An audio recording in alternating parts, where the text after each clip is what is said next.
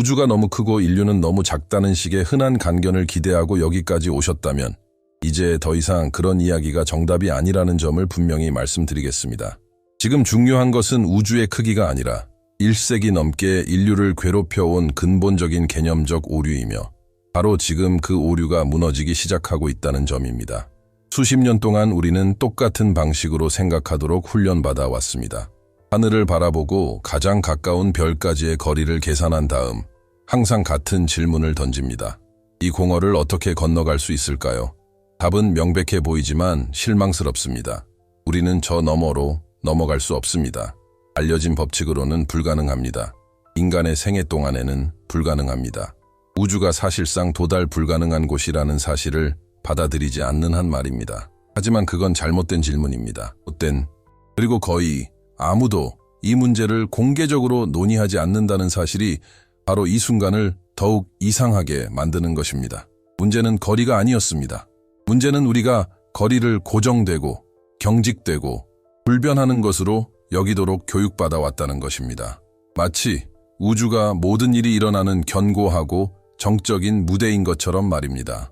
하지만 현대 물리학, 즉 성간 여행이라는 아이디어를 무산시킨다고 주장하는 바로 그 물리학은 정반대의 사실을 말하고 있습니다. 우주는 무대 세트가 아닙니다. 우주는 역동적인 시스템이다. 휘어지고 늘어나고 수축합니다. 마치 살아있는 조직처럼 에너지와 질량에 반응합니다. 중력은 물체를 끌어당기는 보이지 않는 힘이 아닙니다. 중력은 왜곡된 공간의 부작용입니다. 현실 구조의 흠집인 것입니다. 그리고 그것은 모든 것을 바꿔놓습니다. 만약 자연이 행성, 별, 블랙홀 주변의 공간을 끊임없이 휘게 한다면 필연적으로 제기되는 질문은 이것이 가능한가가 아니라 훨씬 더 불편한 질문으로 바뀔 것입니다. 우리가 이것을 의도적으로 하려고 하면 어떻게 될까요? 이 질문은 새로운 것이 아닙니다. 새로운 것은 이 질문이 더 이상 철학적인 질문이 아니라는 점입니다. 불편함이 있습니다. 조용한 우주 탐사에 관심을 기울이는 사람이라면 누구나 이런 감정을 느낍니다. 놀라운 성과들을 축하하지만 늘 묘한 무력감을 느끼곤 합니다. 우리는 달에 갔지만 거기서 멈췄습니다. 화성에 로봇을 보냈지만 인간을 보내는 것은 쉽지 않습니다. 태양계를 횡단하는 탐사선을 발사했지만 그 탐사선들이 다른 별에 결코 도달하지 못할 것이라는 사실을 우리는 절대적으로 확신합니다. 우리가 아무리 발전했더라도 모든 것이 너무 작아 보이는 것 같아요. 수십 년이 걸리는 임무들, 어쩌면 우리 손주들이나 볼 수 있을지도 모르는 결과들, 특정한 물리법칙 해석에 따른 한계를 받아들일 때에만 작동하는 기술들, 그리고 마음 한구석에는 하늘은 그저 관찰할 대상이지 도달할 대상이 아니라는 끊임없는 느낌이 자리 잡고 있다. 이 느낌은 심리적인 것이 아닙니다.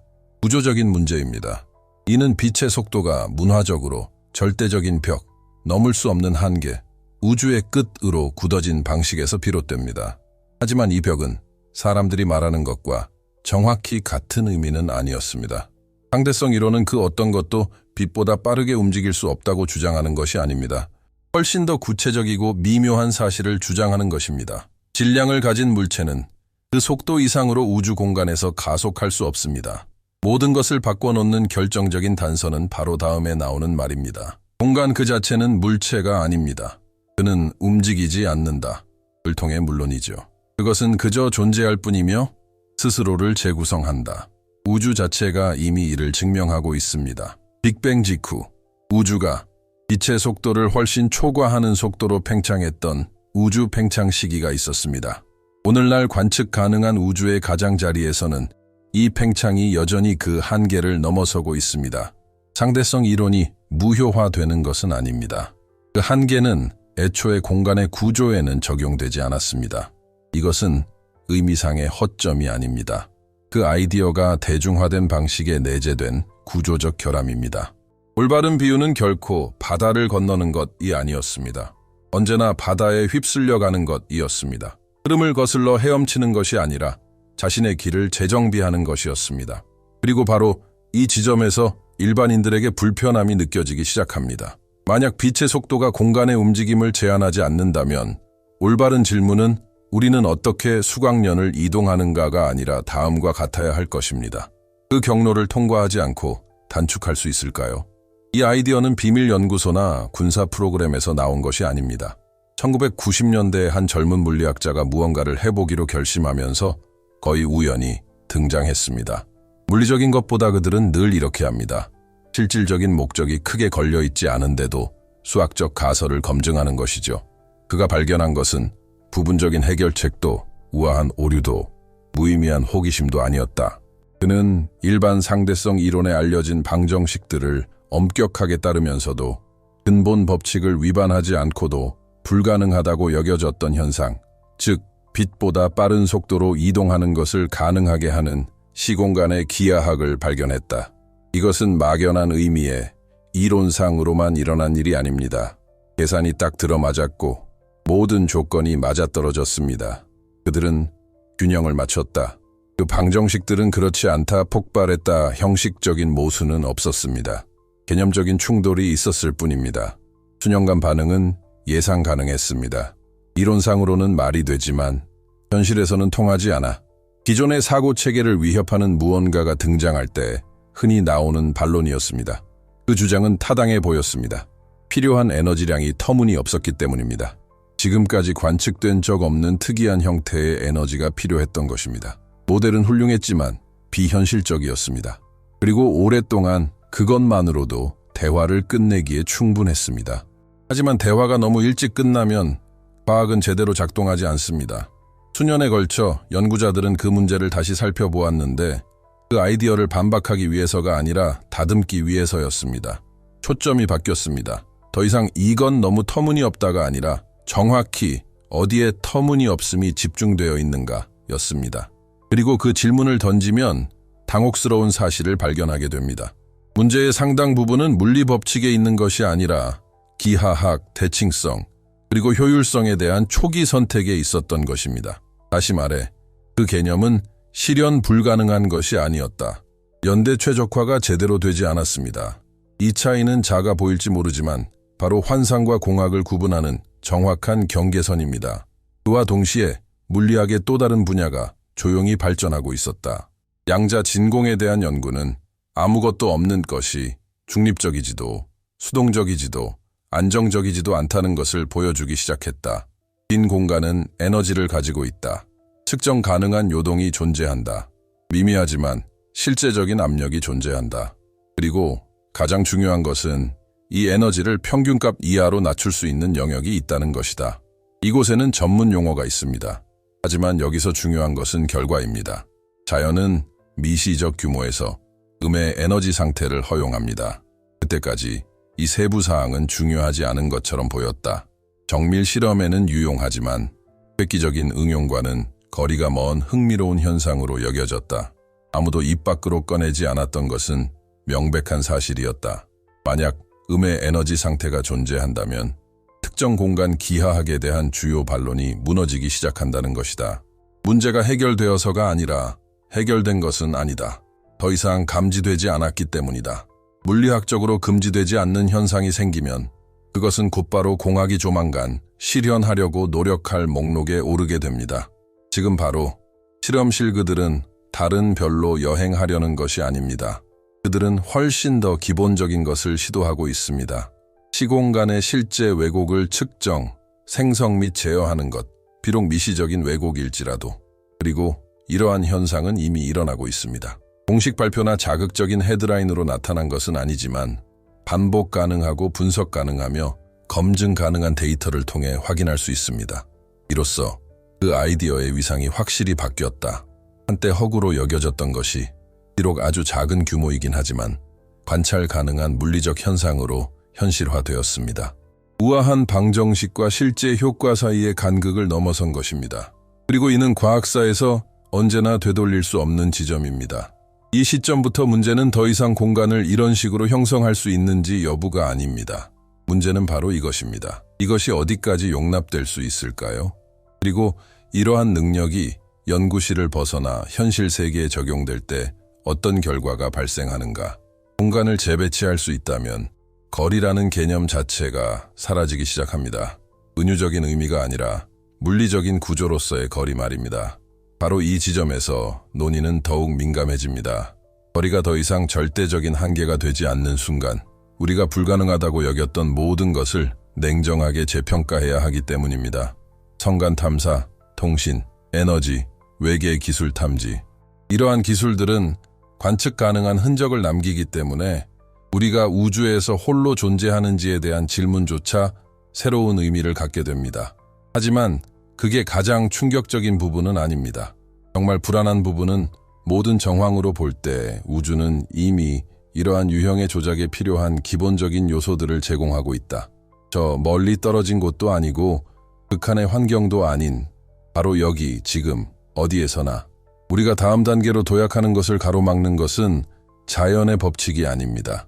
그것은 일련의 기술적 과제들입니다. 어렵고 극단적이며 비용이 많이 들지만 결코 금지된 것은 아닙니다. 그리고 과학이 그 선을 넘을 때 역사는 보수적인 예측에 익숙한 사람들에게는 변화의 속도가 너무 빠르다는 것을 보여줍니다. 질문 자체의 실수에서 시작된 것이 집단적인 오해로 번지고 있습니다. 그리고 만약 당신이 여전히 이 논의를 먼 이야기처럼 여긴다면 그것은 이미 이루어진 일들을 제대로 살펴보지 않았기 때문입니다. 다음으로 여러분은 정확히 이해하게 될 것입니다. 언제 이러한 변화가 일어났습니다. 실제로 만들어진 것은 무엇인가? 그리고 이론과 현실의 경계가 이미 넘어섰다는 사실, 비록 거의 아무도 공개적으로 인정하려 하지 않더라도 말입니다.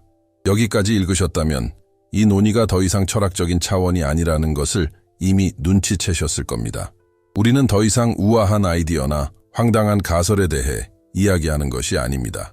우리는 이제 실제 물리학자들이 실제 기관에서 수행한 이 실험은 과학계가 잠시 멈춰서서 불편한 사실을 인정하게 만들었습니다. 즉, 공상과학과 실험 물리학의 경계가 별다른 소란 없이 넘어섰다는 것입니다. 이 일이 언제 일어났는지 이해하려면 1994년으로 거슬러 올라가야 합니다. 거대한 연구소도 아니고 비밀 프로그램도 아닌 한 대학원생의 소박한 아파트로 말입니다. 미겔 알쿠비에레그는 성간 여행 문제를 해결하려던 것이 아니었습니다. 그는 여느 이론 물리학자가 그렇듯 알려진 체계의 수학적 한계를 시험하고 있었을 뿐입니다. 이 경우에는 일반 상대성 이론의 방정식을 시험하고 있었던 것입니다. 질문이 너무 단순해서 오히려 불편했다. 상대성 이론의 규칙을 위반하지 않고 빛보다 빠른 속도로 이동할 수 있는 수학적 해법이 존재할까요? 개념적인 꼼수도 아니고 의미론적인 속임수도 아닌 정당한 해결책입니다. 그 결과는 충격적이었다. 이 방정식들은 이것이 가능한 특정한 시공간 기하학을 받아들였다. 거의 가능하다가 아니라 가능하다입니다. 알쿠비에레가 묘사한 것은 시공간 거품이었습니다. 함선 앞쪽의 공간은 수축하고 뒤쪽의 공간은 팽창하며 함선은 이 거품 안에서 정지 상태를 유지합니다. 국소적으로 가속되는 것은 없습니다. 보존적인 의미에서 광속을 초과하는 것도 없습니다. 이러한 변이는 다음과 같은 이유로 발생합니다. 공간 자체가 움직입니다. 논문이 발표되자 과학계의 반응은 즉각적이었고 방어적인 태도를 보였다. 물리학자들은 오류를 찾기 위해 모든 줄을 검토했지만 아무런 오류도 발견하지 못했다. 문제는 수학 자체에 있는 것이 아니라 그 결과에 있었다. 곧바로 주요 반론이 제기되었습니다. 그 모델은 목성의 질량을 에너지로 변환한 것과 맞먹는 엄청난 양의 음의 에너지를 필요로 한다는 것이었습니다. 게다가 이 에너지는 이전에 관측된 적 없는 특이한 성질을 지니고 있어야 했습니다. 비공식적인 결론은 명확했습니다. 기술적으로는 유효하지만 물리적으로는 쓸모가 없다. 수년간 이것만으로도 상대성 이론은 그저 이론적인 호기심의 범주에 머무르는 데 충분했습니다. 교실에서는 상대성 이론이 얼마나 기묘할 수 있는지 보여주는 극단적인 예로만 다뤄졌을 뿐 그 위에 새로운 연구를 쌓아 올릴 대상으로는 여겨지지 않았습니다. 그게 실수였어요. 과학은 단순히 이것이 가능한가 라고 묻는 것만으로는 발전하지 않고 정확히 어디에서 이것이 불가능해지는가 라고 묻는 것으로 발전하기 때문입니다.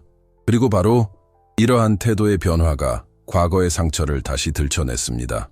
수년 후 나사 존슨 우주센터에서 한 물리학자가 해롤드 소니 화이트그는 다른 관점으로 문제를 다시 살펴보기로 했다.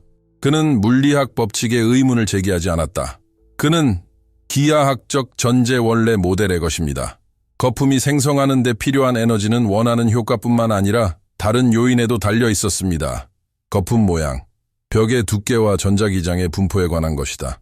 알쿠비에레는 계산을 용이하게 하기 위해 단순한 기하학적 구조를 선택했을 뿐 가장 효율적이었기 때문은 아니었다.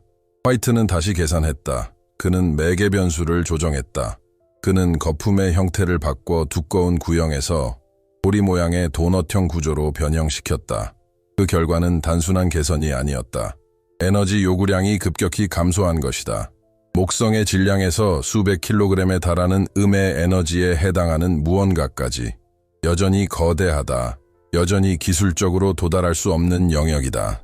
하지만 더 이상은 안 돼 터무니없는 이 차이는 매우 중요합니다.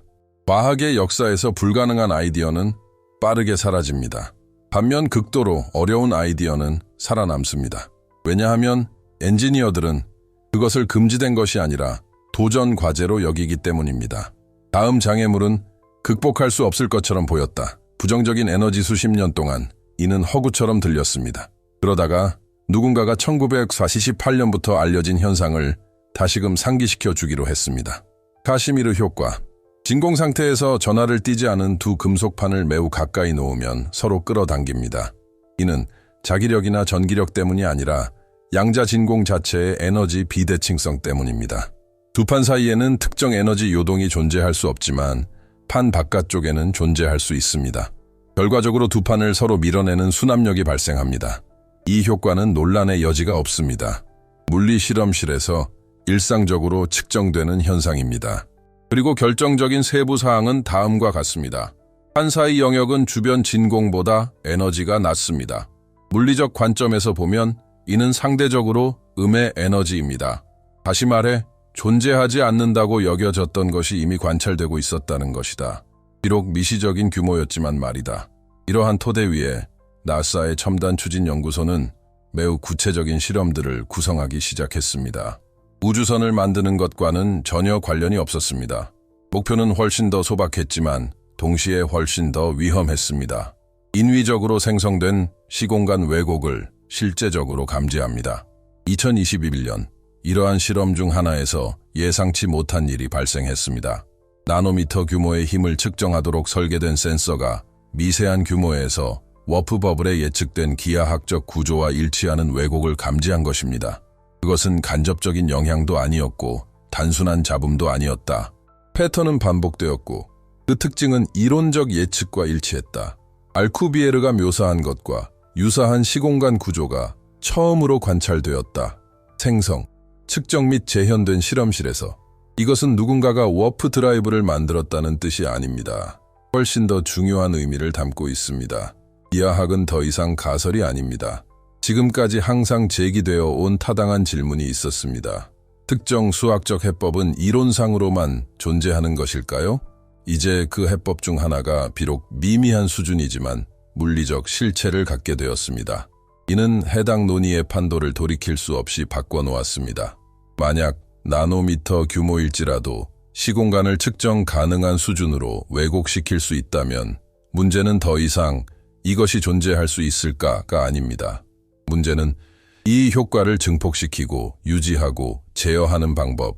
이러한 변화는 과학에만 영향을 미치는 것이 아닙니다.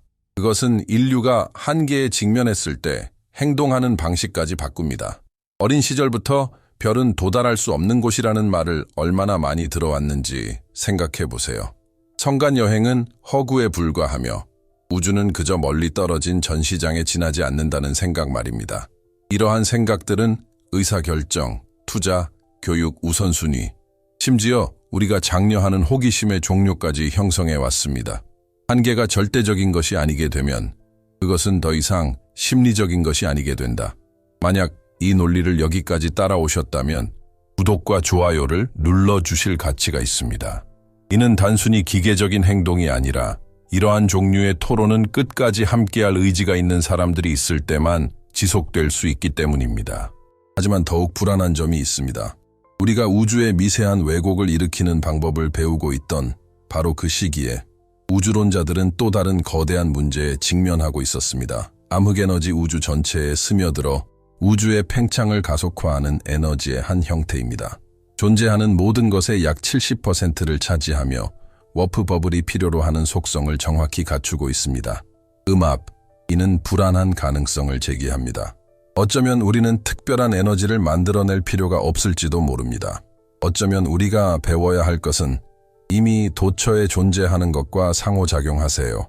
만약 이것이 사실이라면 우주는 공간 조작을 허용할 뿐만 아니라 아주 처음부터 그 연료를 제공해 왔을지도 모릅니다. 그리고 여기서 더 이상 무시할 수 없는 갈등이 발생합니다. 만약 이러한 기하학적 구조가 가능하고 실제 효과가 이미 관측되었으며 우주가 자연적으로 필요한 요소들을 모두 갖추고 있다면 왜 이 주제는 공론의 장에서 소외되어 있는 것일까요? 왜 이 연구는 이토록 조용히 진행되는 것일까요? 그리고 왜 일부 물리학자들은 우리가 이러한 가능성을 시사하는 징후들을 찾아야 하는 것은 아닌지 의문을 품기 시작한 것일까요? 다른 문명들은 이미 우리보다 앞서 이 문제를 해결했습니다. 다음으로 이 질문은 더 이상 추측에 그치지 않고 관측 데이터, 중력파, 그리고 고도로 발달된 성간 기술의 첫 번째 징후가 망원경이 아닌 시공간의 구조 자체의 왜곡에서 비롯될 가능성까지 포함하게 됩니다. 지금까지 논의된 모든 것을 고려했을 때 많은 사람들이 피하고 싶어하는 불가피한 결과가 하나 있습니다. 이 문제를 무시하는 것은 더 이상 중립적인 입장이 아닙니다. 이것은 건전한 회의주의가 아닙니다. 지적 관성일 뿐입니다. 왜냐하면 중요한 것은 미래 기술뿐만 아니라 인류가 우주 속에서 자신의 위치를 어떻게 해석할 것인가이기 때문입니다. 우리는 100년이 넘는 세월 동안 우주를 우아한 감옥처럼 다루는 법을 배워왔습니다. 아름다운 풍경하지만 도달할 수 없는 것이죠. 빛의 속도는 마치 존재론적 장벽인 것처럼 교실, 다큐멘터리, 책에서 되풀이되는 문화적 교리가 되었습니다. 그리고 그로 인해 우리는 특정 영역은 우리에게 허용되지 않는다는 위험한 생각을 당연하게 여기게 됩니다. 이러한 관점의 문제는 그것이 신중하다는 데 있는 것이 아닙니다. 문제는 그것이 지나치게 신중해졌다는 것입니다. 게으른. 지금까지 제시된 자료는 명확한 전환점을 보여줍니다. 물리학은 시공간 조작을 금지하지 않으며 수학은 이를 뒷받침합니다. 미시적 규모의 실험들도 이를 확인시켜줍니다. 부족한 것은 우주의 허락이 아니라 기술적 숙련도, 지속적인 투자, 그리고 궁극적인 결과까지 추구할 개념적 용기입니다. 그리고 장벽이 물리적인 형태를 잃게 되면 그것은 심리적 및 정치적, 현관 여행을 계속해서 허구로 취급하는 것이 실제로 어떤 영향을 미칠지 생각해 보세요. 이는 우리가 어떤 분야에 자금을 지원하고 어떤 연구를 진행하고 무엇을 할 것인지에 영향을 미칩니다. 우리는 장려합니다. 이 분야를 연구하는 젊은 과학자들, 심지어 우리가 현실적이라고 생각하는 미래의 모습까지 형성합니다. 이 논의를 무시하는 것은 인류가 미래에 대해 어떤 생각을 갖고 있는지 암묵적으로 받아들이는 것과 같습니다. 남아있을 것입니다. 수천억 개의 은하가 있는 우주에 살고 있음에도 불구하고 하나의 항성계에 갇혀 있는 것처럼 이 선택은 자연의 섭리에 의한 것이 아닙니다. 마음가짐의 선택입니다. 과학적 관점에서 볼 때 그 결과는 매우 심각합니다. 만약 워프 기하학이 가능하다면 거리, 인과관계, 그리고 우주에 접근하는 방식에 대한 우리의 실질적인 이해를 수정해야 할 것입니다. 천문학은 더 이상 단순히 관측에 그치지 않고 새로운 차원으로 진화하게 됩니다. 잠재적으로 탐색적 우주 생물학은 더 이상 간접적인 생명 신회만 의존하지 않고 물리적 접촉을 고려하기 시작했습니다. 우주로는 우주를 멀리 떨어진 대상으로 연구하는 것을 멈추고 항해 가능한 환경으로 보기 시작했습니다. 하지만 이 논의는 훨씬 더 불편한 측면이 있습니다. 시공간 조작이 가능하다면 그것은 인류만의 전유물이 아닐 것입니다. 기술적으로 더 오래된 문명이라면 이미 오래전에 이러한 능력을 습득했을 수도 있습니다. 만약 그렇다면 우주는 우리가 상상하는 것보다 훨씬 더 많은 것을 말하고 있을지도 모릅니다. 다만 우리가 감지할 준비가 되어 있지 않은 언어를 사용하고 있을 뿐일지도 모릅니다. 예를 들어 중력파는 이미 일상적으로 측정되고 있습니다. 중력파는 수십억 광년 떨어진 블랙홀과 중성자별의 충돌을 보여줍니다. 하지만 최근 연구에서는 불안감을 주는 가설이 제기되었습니다. 우주 공간을 조작하는 기술은 특정한 중력적 흔적을 남길 것이다. 자연 현상과는 다릅니다. 알아볼 수 있는 패턴이 있습니다. 인공적인 기하학입니다. 이는 우리는 혼자인가? 라는 고전적인 질문을 보다 직접적인 질문으로 바꿔놓습니다. 우리가 어디를 찾아야 할지 알고 있을까요? 이러한 가능성을 무시한다고 해서 그 영향으로부터 우리를 보호할 수 있는 것은 아닙니다. 오히려 우리는 그에 대비하지 못하게 될 뿐입니다. 그리고 어쩌면 가장 심오한 철학적 측면이 있습니다. 공간이 절대적인 한계가 아니게 되면 분리라는 개념 자체가 약해지기 시작합니다. 거리, 고립, 우주적 고독, 이 모든 것은 우주가 도달할 수 없는 영역으로 조각나 있다는 생각에 기반합니다. 만약 공간의 구조를 재구성할 수 있다면 우주는 고립된 섬들의 집합체가 아니라 유연한 기하학으로 상호 연결된 시스템이 되는 것입니다. 이러한 인식은 물리학의 범위를 훨씬 넘어선 곳까지 공감을 불러일으킨다. 이는 우리가 의식, 현존, 소속감을 어떻게 이해하는지에 대한 질문으로 이어집니다. 우리가 우주의 특정 지점에 갇혀 있다는 생각은 언제나 존재에 대한 기계론적이고 단편적이며 많은 경우 허무주의적인 관점을 부추겨 왔습니다.